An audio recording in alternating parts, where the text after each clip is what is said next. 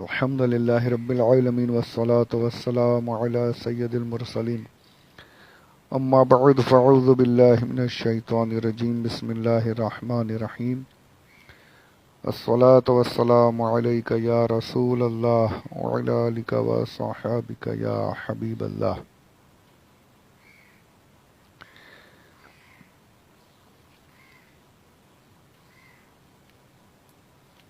معزز سامعین السلام علیکم ورحمۃ اللہ.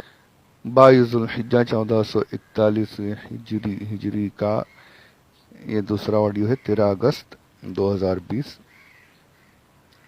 اس کے پہلے جو میں نے حدیث پاک جو روایت سنائی آپ کو، وہ کافی طویل روایت ہے. اس میں یہاں پر ہے کہ گلے ملے تمام لشکریوں سے، وہ بھی ایسے جیسے اس سے پہلے ہمیں کبھی دیکھا ہی نہیں. یہ الفاظ ہیں وہاں پہ، ایسا لگ رہا تھا جیسے اس سے پہلے ہمیں دیکھا ہی نہیں اس کے پہلے، اور آج ایسے ابھی خوش ہو کر اس قدر محبت سے گلے لگا رہے ہیں. بہت سب کو مبارکباد پیش کی. اب اس کے بعد جو مال غنیمت وغیرہ تھا آپ کی خدمت میں پیش کیا گیا، سب کو تقسیم کیا گیا. پھر ایک مٹھائی جو تھی وہاں کی وہ بھی پیش کی. آپ نے تھوڑی چکھی، کہا کہ یہ تو اتنی لذیذ ہے کہ لوگ آپس میں اس کھانے کے لیے ایک دوسرے کا قتل کر دیں. اتنی لذیذ لگی، اچھی لگی. اس کے باوجود یہ نہیں کہ کچھ میرے پاس رکھ دو، نہیں، حکم دیا یہ سب اٹھاؤ لے جاؤ.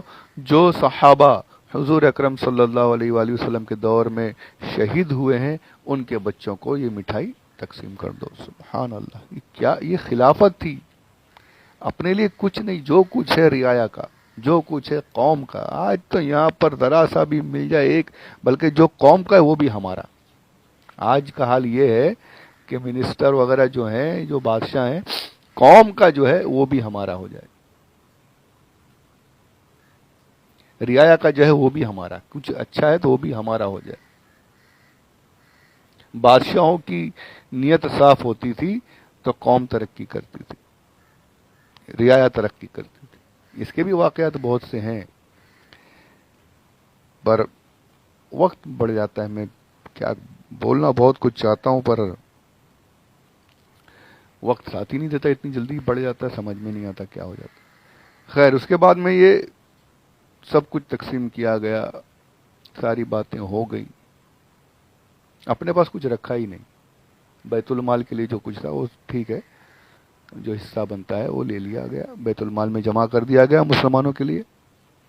اب پھر اس کے بعد آپ وہاں سے، اب یہ دیکھیے کون ہے یہ خلیفہ دوم حضرت عمر فاروق رضی اللہ تعالی عنہ ہے. اور یہ وہ وقت ہے کہ ابھی عراق اور ایران فتح ہوا ہے، فارس فتح ہوا ہے. جو بڑے بڑے بادشاہ تھے وہ سر نگو ہو گئے ہیں.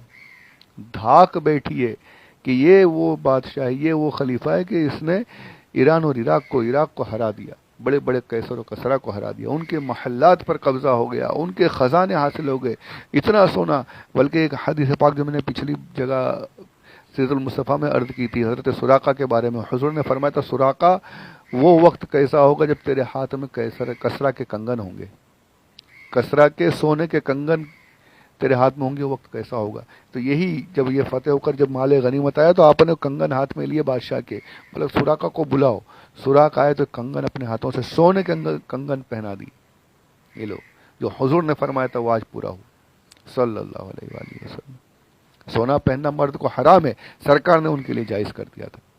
اور جب سرکار نے جائز کر دیا پہننے کے لیے، حضرت عمر نے بھی کچھ نہیں سوچا، فوراً سرکار صلی اللہ علیہ وسلم نے جو فرمایا وہ کر رہے گا. یہ حضور کا اختیار ہے. یہ آج بولتے ہیں کہ وہ آئے تھے ایک پوسٹ مین کی طرح، خط دیے چلے گئے، ان کا کام پورا ہو گیا. معاذ اللہ رب العالمین. نبی کو سمجھا کیا ہے تم نے؟ محبوب کیا ہوتا ہے سمجھ میں؟ یہ محبت والوں کی باتیں ان کے سمجھ میں آتی ہیں، یہ گندے ذہن والے نہیں سمجھ سکتے. اللہ ہمیں گندوں سے بچائے، اپنے خاص بندوں میں شامل فرمائے، ان کا قرب عطا فرمائے، ان کے ساتھ رہنے کی توفیق عطا فرمائے. یہیں پر ہوا تھا یہ. آمین آمین بجاہ النبی الامین صلی اللہ علیہ وآلہ وسلم. اسی وقت میں آپ نے حضرت سراقہ رضی اللہ تعالیٰ عنہ کو کسرا کے کنگن پہنائے تھے، اور سب کچھ لے کر آپ لوٹ کے چلے گئے. بڑی طویل حدیث ہے یہ. وہاں پر صحابہ موجود تھے، کہا دیکھو اس شخص کو، یعنی سوچنے کی بات ہے، تصور کرنے کی۔ کہتے دیکھو ذرا، یہ وہ آدمی ہے کہ جس کے حکم سے، جس کی برکت سے عراق فتح ہو گیا، ایران فتح ہو گیا، بادشاہ جھک گئے، بڑے بڑے سپر پاور ہار گئے ہم سے، ان کے دور حکومت میں مشرق سے مغرب تک اسلام کا پرچم لہرا رہا ہے، ان کا نام پھیلا ہوا ہے، اور ان کا حال تو دیکھو، نہ اچھا کھاتے ہیں نہ اچھا پہنتے ہیں، ان کے کپڑے دیکھو، ان کا تقوی دیکھو۔ حضرت عمر، یہ جو کپڑوں کا جو میں نے عرض کیا نا کہ انہوں نے اچھے کپڑے پہنے تھے، آپ نے ناراضگی ظاہر فرما دی، خود ان کا کیا حال تھا؟ 12 پیوند، 12 جگہ پیوند لگے ہوتے تھے ان کے لباس میں، 12 صحابہ نے گنا، جمعہ کے خطبے میں کھڑے ہوئے تھے صحابہ، کہتے ہیں 12 جگہ پیوند لگے ہوئے تھے۔ پیوند کہتے ہیں وہ رفو کرتے ہیں نا، پیچ لگاتے ہیں، کپڑا پھٹ گیا تو ہوتا 12 جگہ، اتنی سادگی، ایسا تقوی، وہ بھی کون؟ خلیفہ وقت۔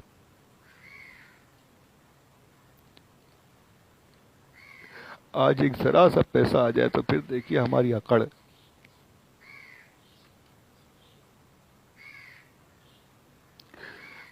اور جو یہ جو سعودی حکمران جو ہیں، ان لوگوں کا حال دیکھیے، بحرین کویت والوں کو دیکھیے ذرا، کیا ان کے ٹھاٹ دیکھیے، کیا منہ لے کر کھڑے ہو سکیں گے؟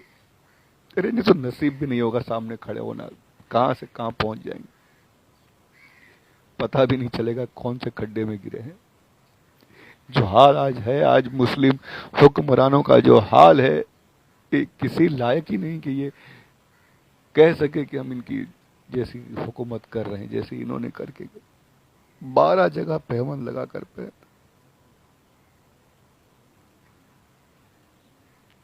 کہتے ہیں ان کو سمجھاؤ کہ لوگوں میں ان کا نام پھیلا ہوا ہے، ان سے ملنے لوگ آئیں گے، اچھا کھائیں، اچھے کپڑے پہنے، اللہ نے عطا فرمایا ہے،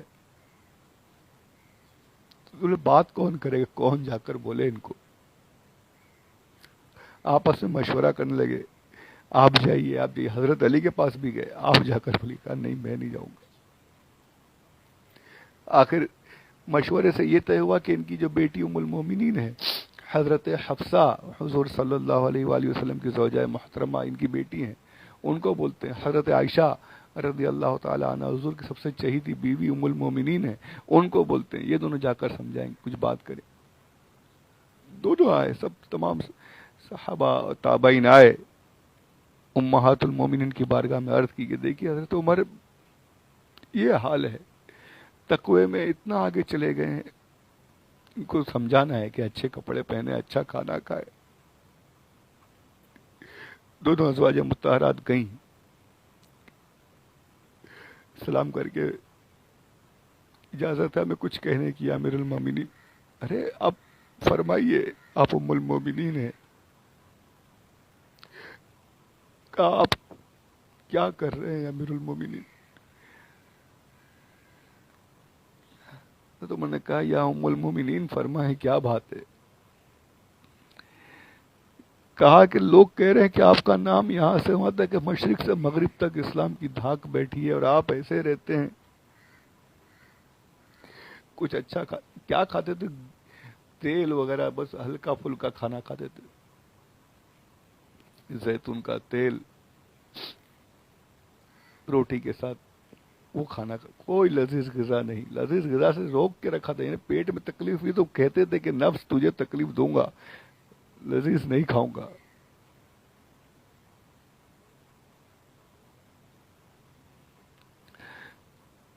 کہا کہ آپ اچھا کھائیے، اچھے کپڑے پہنیے۔ بہت طویل حدیث ہے یہ۔ حضرت عمر نے کہا یا عائشہ رضی اللہ تعالی عنہ، آپ نے تو حضور کی زندگی کو دیکھا ہے، مجھے یہ بتائیے کیا کبھی ایسا ہوا کہ حضور نے دونوں وقت میں کھانا کھایا ہو؟ کبھی ایسا ہوا ہے کہ لگاتار 3 دنوں تک حضور کے گھر میں چولہا جلا تھا؟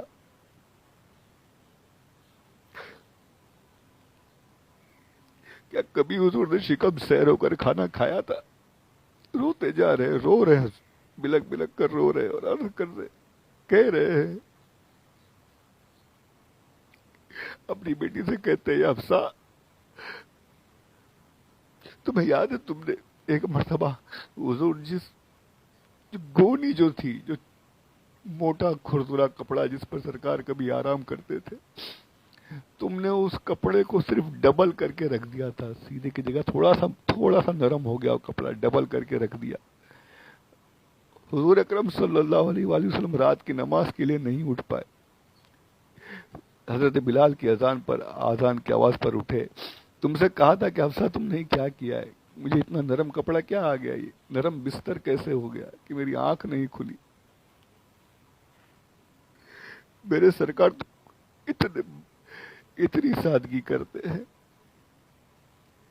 کہتے ہیں عائشہ وہ یاد ہے وہ چارپائی جو تھی جس پر حضور آرام کرتے تھے، ہم نے خود دیکھا ہے کہ سرکار کے بدن ناز پر اس چارپائی کی رسیوں کے نشان تھے۔ حضور صلی اللہ علیہ وآلہ وسلم ایسی زندگی گزارے، میں لذیذ کھانے کھاؤں، میں اعلیٰ کپڑے پہنوں،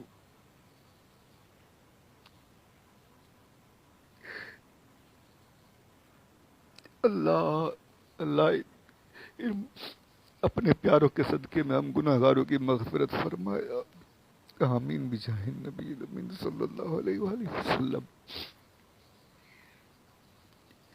بہت کچھ وہاں پر کہا، میں تفصیل سے بتا نہیں رہا ہوں، پڑھ نہیں پا رہا ہوں میں۔